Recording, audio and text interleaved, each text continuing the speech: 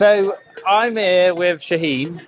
You've got loads of accolades in coaching, haven't you? Golf Digest, international, superstar. I've been very fortunate, let's put it that way. Amazing golf coach on all social platforms, and I'll put all his links in the description down below, so go and check out Shauheen, and he's going to tell me how to hit a driver properly. This is the one club that I think if I could get right, then I would be pretty good, because this club loses me balls, and we know that lost balls aren't great in golf. Okay, so talk me through, I guess, like, what is the biggest issue with your driver? What is the flight issue? What would you rather see? And then I'll kind of give you the breakdown of like kind of what I looked at and what I saw. Okay, so I sent Shauheen a couple of swings before I came over here. We're at the Callaway launch for the new AI Smoke. And I would say that my driver, I can have a big miss right. I'm generally toey, and I've always struggled with angle attack on hitting up. Like when launch monitors first came around, you got scared by the number you saw, negative? Do you want to hazard a guess what it was? Negative? I mean, I'm going to assume it's pretty bad given the context, so I'm going to say like -4-ish. 6. Yeah, it's pretty bad. And I hit it head and it rattled. What's the best you've gotten to now? Like, I have to like proper focus on it, but I can get to +4s now. Okay, but like not exaggerating, like you closed your eyes, you woke up stiff, and you made a swing in the morning. Okay. And what would be an ideal for you? Couple up? 2 up, yeah. 2 up. Pretty standard. I like to hit. What kind of speeds are we talking with your driver? Like out on the course, probably like 116, 117. Then if I push 120, 122. You can get away with a level attack angle, but of course, if you want that like high launch, low spin, bombers. Yeah. You know the ones. Then we definitely need to do something about it. What have you seen? Talk to me. Okay. I honestly, you go into as much depth as I can. Whatever you feel like is necessary. Okay. So I'll have a driver in my hands because I think it'd be helpful to explain this. I think that all of your issues, there's obviously, the way the golf swing works is there's always a chain reaction of events that are going to take place. You're going to put yourself into some pretty bad spots, let's say, either at setup in some cases. I think your setup is quite good. And then it can spiral from either the takeaway or the top of the backswing, and there's like a chain reaction of events that kind of come in. And bad players, what I'll say that they do really poorly is not even that they've necessarily put themselves in bad spots, is that they don't recover from the bad spots well. Yeah. You have a lot more compensations because you're a better player. You have more awareness maybe into where the club is or what the club face looks like. So you adapt to, let's say, like a inefficient position. Yeah. I don't want to say bad because I don't want to shit on you too much. A less efficient position throughout your golf swing, and you make it work, but obviously it kind of snowballs from something that happens earlier. So he was very grateful. You kind of said this in the video that you sent me some swings earlier. I kind of took a look at it. I believe that all of your issues kind of snowball right away from your backswing. Okay. I believe that your leg work is not great. Oh, okay. Yeah. So I don't know how much you've dived over the, you know, the one thing I've realized, especially when it comes to us coaches or just like any good player really, is that we have very biased eyes when we look at our golf swing. We kind of like either want to cheat it or we'll try to do something to make it work. Yeah. The reality is like when you have someone else looking at it, it's a little easier for me to pinpoint something that maybe you wouldn't look at easier, you know? So I think that your leg work is not great. And in my opinion, it just stems from the fact that you simply don't rotate them well enough and you don't shift your pressure well enough on this side. Okay. But you have an incredible amount of turn from your upper body in the backswing. So I don't know how much other people have ever tried this, but if you're going to create an immense amount of rotation from our upper body, but we're not going to have this, I don't even want to say the same amount, but proportionally the right amount within our lower half, you're going to build a lot of tension in your golf swing. It's normal. Like if you try to coil your upper body without turning your lower, it's a lot of separation. It builds tension. Yeah. So what happens is, because you have this incredible amount of turn from your chest, your hands get quite flat in your backswing. You have like a pretty rounded, kind of Rory-esque arm plane at the top of your backswing, like it's on the deeper side. Deeper just meaning like flatter and more behind you. Okay. The problem is because you have so much rotation of your chest and you don't have enough to support it with the lower half, that tension that builds in, you're going to want to release it as soon as the transition starts. So what I see from your golf swing, and I'll kind of stand here and kind of showcase it for you, go for it. is when you're going to create so much turn from your chest and you're not going to create enough to support it with the lower half, your hands are going to get deep enough because you have this big turn, but you're going to build that tension. You're going to want to release it right away. So what happens is in transition, I'm sure anybody who has a trained eye or you've seen this, in transition, your hands kick out immensely. Yeah. You have this really, really outward hand path. That outward hand path is basically your chest saying, holy, this is a lot of tension. This is a big turn from the chest. I want to release it. So your chest is going to work a little bit more than it needs to at the start of the downswing. Okay. The problem is when it does that, the hand path is going to come with the chest turning. So it's going to kick very outward. Yeah. Now the problem is there comes a point where your hands get so far out in front of you that if I try to keep rotating from here, well, you mentioned at the start of this, you have already attack angle issues. Yeah. What do we know about covering the chest more? What does it do to the attack angle? Down. It's going to hit more down on it. You don't want to be hitting more down on it because you already do that too much. Yeah. And in fairness, you probably did used to cover it more when you started getting into the launch monitor game. Yeah. And saw that number and said, well, that thanks. Yeah. I want to change that. So you worked on correcting it. So what you start to do is your hands, when they get so far out in front of you, well, you're going to try to level this attack angle out, and you're going to try not to just wipe across it. And then you get a lot of exactly what you just showed me, which is you've seen on your videos, I'm sure, your chest and your head stay really behind the ball and tilt a lot coming down into impact, right? Yeah. The problem is when your hands get really out in front of you, they need to come back inside to make contact with the ball. I can't keep them out here and hit it. Yeah. So what are you going to do? Well, your chest is going to tilt back to fix the attack angle and the path problem, but your hands are going to work really inside to try to make contact with the ball. Yeah. So coming into impact, especially from face on, what you'll see is like your head's back, but then your hands are kind of working independently inside to try to make it work. Yeah. And that's where the toe ball comes in from, is the hands basically getting too far here and then having to wipe inside to try to make contact with the ball. Yeah. If you time those 2, 3 kind of compensations up really well, you'll get the attack angle somewhat level. If you don't, it'll trend steeper. And I'm sure if ever you're like, hey, I just want to guarantee a fade, get on top of it, that thing can get real steep real fast. I was going to say, like, if ever there's a tight hole and I'm a little nervous, I'll literally aim down there and just go. Yeah, but I'm sure your attack angle is like back to 4 down, minus 4 or 5 down. -5, yeah. It's a spinny nightmare, but you can keep it in play really well. Exactly. So how do I change it? So for me, the whole change starts with the fact that this is working too much in proportion to this. Yeah. So we want to create an incentive for your chest to move a certain way in the downswing that's not just spinning out to release the tension. That means you can't have tension at the top of your backswing. Now, you might not necessarily feel it anymore, bear in mind, because you've been swinging a long time this way. Yeah. At some point, your body improves its flexibility or mobility to get into a certain position, and you don't necessarily feel like it's there anymore. Yeah. But your swing DNA started from somewhere. It started from doing that a long time ago, right? I think it stemmed from that's how I create power as well. So it's just like an incredible amount of upper body turning, pushing and things like that. So because I'm not a big guy, and growing up I was like proper small and trying to keep up with my mates that were taller than me all the time. So it was like, how do I hit it hard? Shit, I'm going to be embarrassed to hit a driver after you're swinging already faster than I am, and I'm taller than you. What does that mean for me? So we need to create more turn with this without needing to overdrive the chest. Now, early on, the starting point is you just got to master one move at a time. That's this guy. Okay. So we just want to get this right hip much more out of your way with a lot more turn of the lower body. So your pelvis is going to feel like it's, to some degree, opening up a lot more than you're used to. Yeah. Okay. I don't want to say like we're going to go crazy extreme, but like if you've seen a lot of long drivers, what do they do really well? Left knee works really inside. Yeah. Obviously, their heel comes off the ground. I don't think we need to go that extreme with it, but left knee works really inside. Right hip works really far back, and the right leg straightens a lot when they do this. If you look at your video, and I've seen it obviously from face on because you sent it to me, right knee tends to stay a little bit more bent. Yeah. Don't have an incredible amount of lower body turn. It's a little bit more passive, but your chest rotates an incredible amount.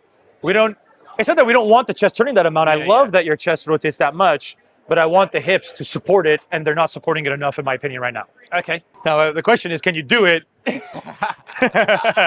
So, okay, let's create some feels first for the video. Okay, cool. Yeah, perfect. So starting point would be like this right pocket is going to want to work a lot more behind you this way. Yeah. So of course this knee is going to straighten some amount. You're going to feel a big straightening in this leg. And up or just straight? Yes, so straightening, and it'll feel like the right hip is getting taller. Okay. But in order for the right hip to get taller, this left knee needs to work more inside because it's going to lower the left hip. Lower down as well. So this goes down, that one's going to go up. It's almost like that chainsaw theory, right? As you're doing it though, it's really easy, and I see some golfers fall into this trap where it's like they'll just over-exaggerate both of those, and they'll just lean towards the target a lot and not really load. Okay. So you will still want to feel like you're making that chest rotation, and you still want to feel like your pressure is shifting into this foot, and if anything, more towards the heel because you are pulling that pocket more behind you. Okay, I can do that. I know you can do that. So You look like you're in good enough shape to do that. probably don't want me to talk about a downswing yet. We are not going to do anything downswing related yet until we can do that. Oh, okay. If we do the first couple of balls really well, your hands might even get a little deeper than you're used to.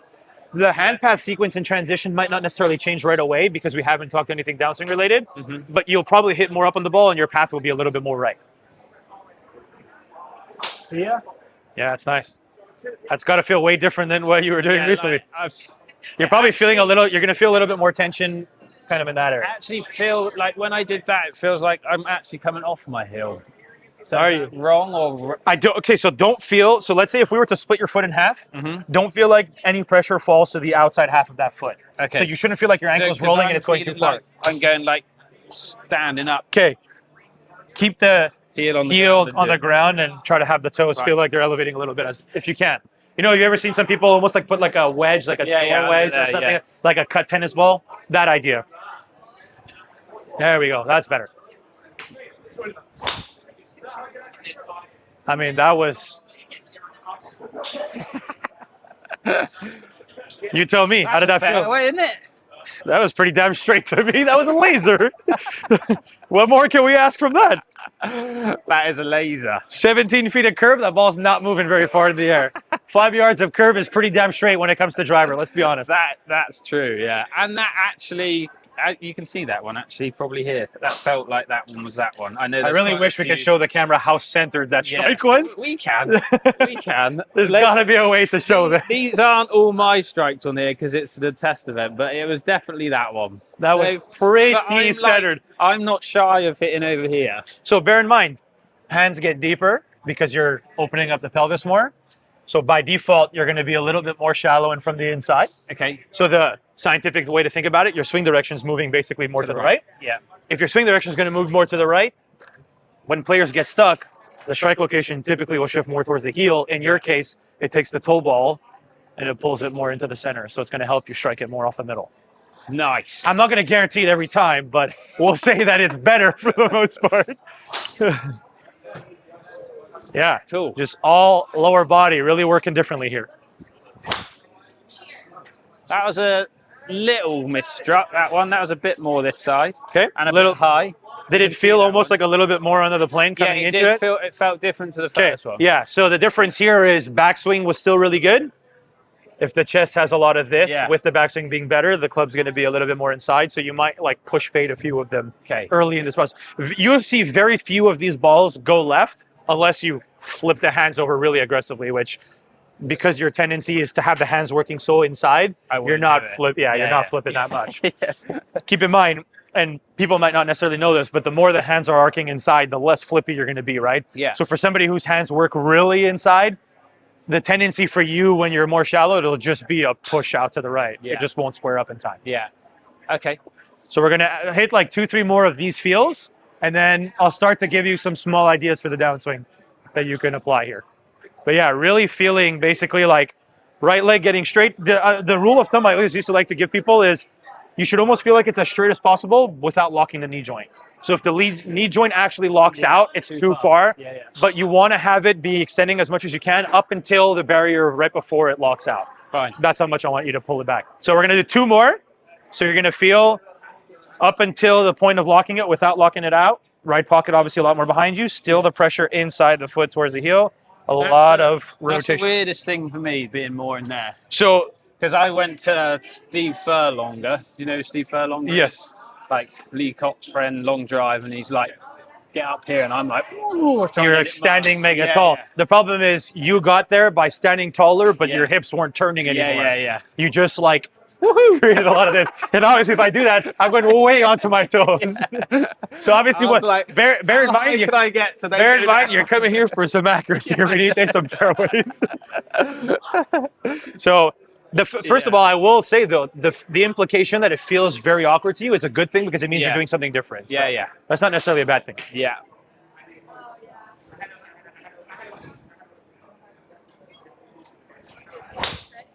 That was a heel strike.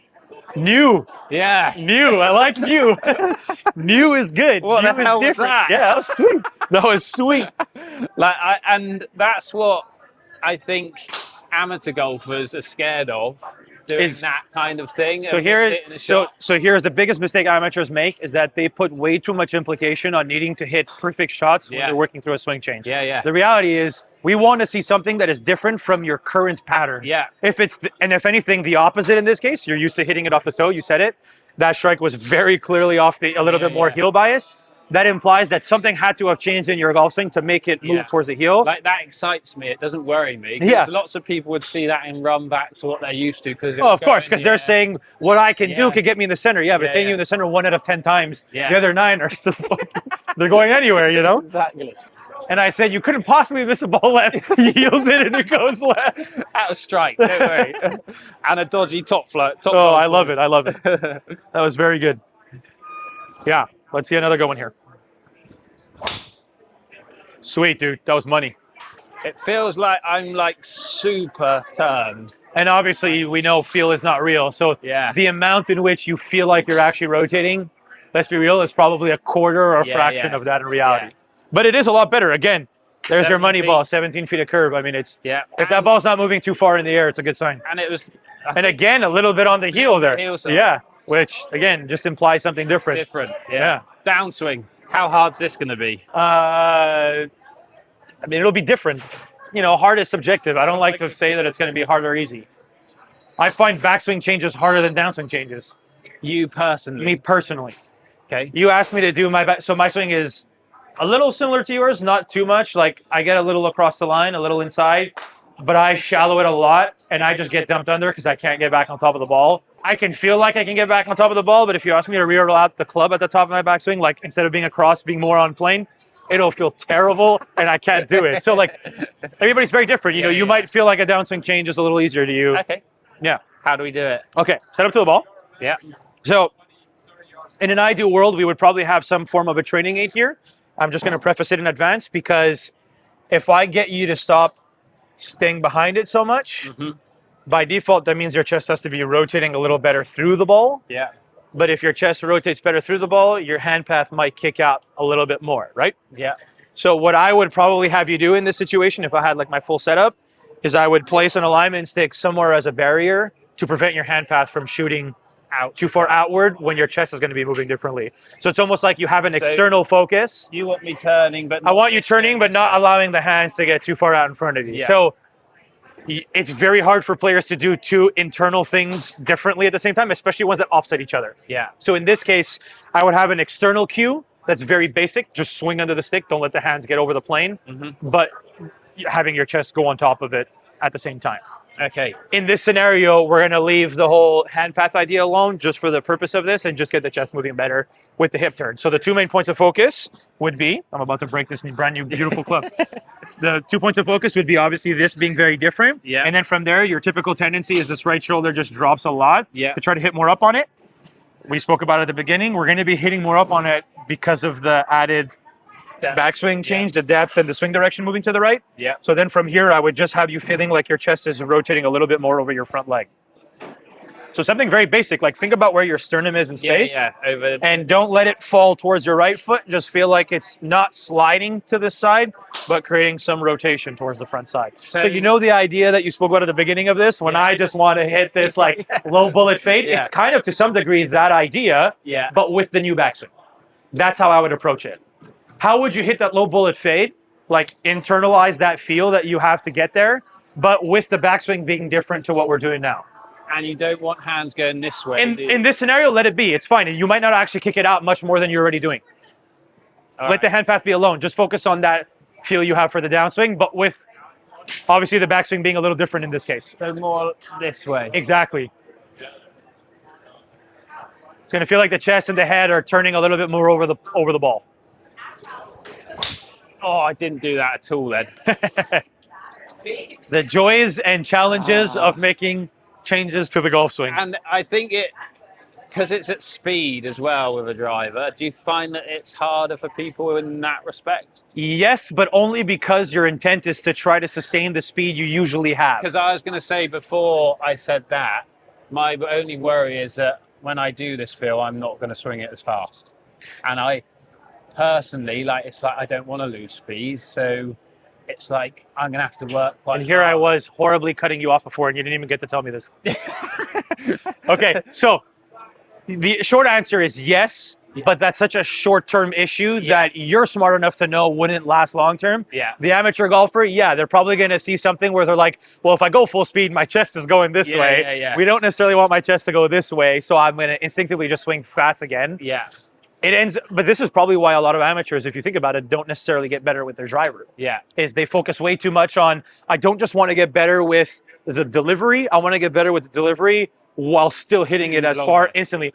Some people have the golden standard where they can make a swing change and they can do it at speed and instantly hit it farther, which is great. You correct the slice, you correct the slice and it goes straight. Like most people will hit it better because their spin rates and so on will be better.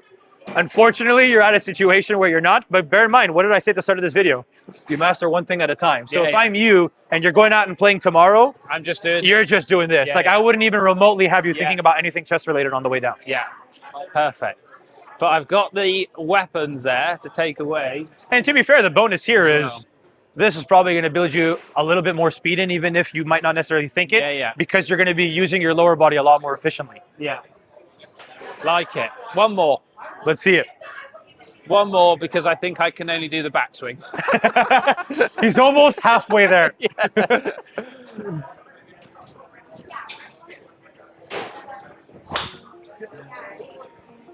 I have to concentrate on the backswing still, and I can't get to the downswing for yet.